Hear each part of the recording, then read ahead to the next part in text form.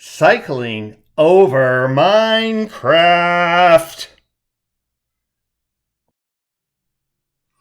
Fear has been holding me back, but yesterday, desperation pushed me forward. For my wife Durga and me, June of 2026 has been Grandone John month. Durga and I took the 2 days to drive from our newly rented townhouse in the northwest corner of South Carolina up to Grandone John's home in Des Moines, Iowa. After spending the night with Jedi John and his parents, we turned around and brought our only grandchild back to SC to spend the month with us. John has many interests and is willing to try new things. He likes reading, he enjoys cycling, he's up for adventures like the one to a swimming hole led by his Uncle Sean, and he loves screen time. Loves, screen time. 9-year-old John might sit and watch YouTube videos about Minecraft from dawn till dusk if he were allowed. He's not, of course. Getting Jedi John to read is very easy. He likes reading, and like many towns around the USA, Seneca, SC has a children's summer reading program. John zips through the books aimed at elementary school age boys, and Durga keeps track of how many minutes he reads.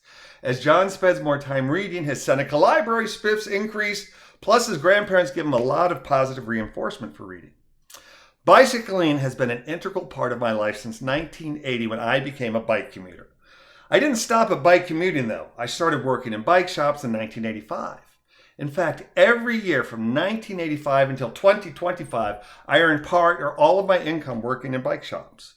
Cycling has been vitally important to me since the day I met my wife back in June of 1980. It remained vitally important when Grandone John's father was born in 1990 and when his Uncle Sean was born in 1993. Durga and I married in May of 1986, and for a wedding present, I purchased a brand new bicycle built for two in the form of a Santana tandem for us to ride. Though Durga was less thrilled by my incredibly thoughtful gift, over time she learned to appreciate it, especially when I altered the tandem so John's father, Kevin, our then 4-year-old firstborn, could ride Stoker on the back while his 2-year-old brother Sean rode in the attached bike seat. An accommodation that allowed Durga to enjoy alone time while giving me time with our sons, while Kevin and I got some exercise. I have encouraged John as a cyclist from the time I provided him with his first 12-inch wheel bike with training wheels back in 2019. Soon thereafter, I found a used tandem that I bought for John and family to use on the lovely nearby bike trails of Des Moines.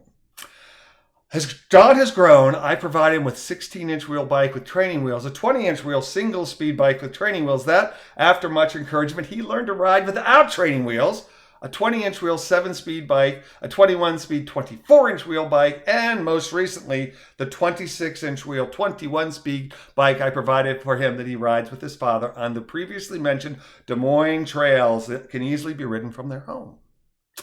Of course, I've always had bikes at my house that also fit John, so we can ride together whenever he comes to visit. John has a 7-speed mountain bike with disc brakes and fat 2.3 wide 24-inch tires. The disc brakes and fat tires are important because disc brakes allow me to swap the big fat 24-inch wheels to 26-inch wheels shod with narrow 26 by 1.25 slick tires, which are ideal for riding on pavement. While I still have well-fitting and highly appropriate bicycles for John, with our move from a Raleigh, North Carolina suburb to the very small town of Seneca and the rural part of Northwest SC, we have lost close-by paved trails upon which to ride, and we no longer have expensive neighborhood streets that are cycling appropriate for a child. My answer has been my tandem, my old reliable equalizer, which I've used with dozens of people on the back over the last 40 years, including blind people and children who cannot yet cycle on their own without training wheels. The tandem has also allowed me to introduce cycling to scores of folks and meant a lifetime when I needed to both care for one or both of my children and also squeeze in some exercise. I've loved the tandem, but lately it's been failing me, or rather, I've been failing. Pain and age have taken their toll on me, and the hilly terrain of Oconee County, South Carolina, makes tandem riding difficult. A week ago, Durga, John, and I set out on a hilly bike ride. Durga on a racing bike, and John and me on the tandem. I was having difficulty with the hills, and I kept urging John to pedal harder on the climbs. He kept insisting that he was, but I felt overwhelmed with the amount of work I was having to produce, and I became terse, and I spoke to him harshly. We made it home, and I set myself to time out and later apologized for my harsh words, but explained that I cannot climb steep hills without his help. Even though I hurt his feelings, John forgave me, and I suggested we try riding single bikes on our next bike outing, something I'd already discussed with Durga. He agreed, and yesterday we three did a 10-mile ride on the flatter and less used roads of Seneca with either Durga or me in the lead, and John in the middle, and Durga or me taking tail end. We always wear helmets when riding bicycles, and whenever we cycle on streets, we wear very bright clothing and have bright, flashing head and tail lights to make us easy to see. John did very well riding his own bike. He also complained about how hard the hills are to climb. He asked me if we could just ride the Doodle Trail, an 8-mile, mildly rolling, paved, multi-use trail we'd cycled 16 miles on in Pickens, South Carolina earlier in the week. But Durga and I both said we are uncomfortable driving 42 miles round trip on a regular basis. Durga and I usually shoot for 15-mile bike rides, but our 10-mile saunter with John was fun, a good workout, and free of shouting.